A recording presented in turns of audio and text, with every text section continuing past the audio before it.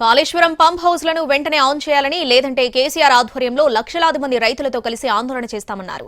రైతులతో కలిసి వెళ్లి కన్నెపల్లి పంప్ హౌస్ మోటార్లను ఆన్ చేస్తామని హెచ్చరించారు. ఇవాళ నీళ్లు కళ్ళ ముందు ఉన్నాయి, మోటార్లు రెడీ ఉన్నాయి, కరెంటు ఉన్నది, రిజర్వాయర్లు ఉన్నవి. తక్షణమే మోటార్లు ఆన్ చేయండి, రైతాంగానికి నీళ్లు ఇవ్వండి. లేదంటే మాత్రం స్వయంగా కేసీఆర్ గారి నాయకత్వంలో లక్షలాది మంది రైతులందరం కలిసి కన్నెపల్లికి కదులుతాం, మోటార్లు ఆన్ చేస్తామని చెప్పి ప్రభుత్వాన్ని హెచ్చరిస్తా ఉన్నాం. రైతులకు నష్టం జరిగితే బీఆర్ఎస్ పార్టీ ఊరుకోదుగాక ఊరుకోదు.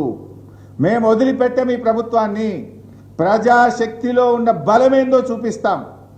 మొత్తం 20 జిల్లాల రైతాంగం లక్షలాదిగా కదులుతాం, మోటార్లు ఆన్ చేసి రైతాంగానికి నీళ్ళు ఇచ్చి చూపిస్తాం.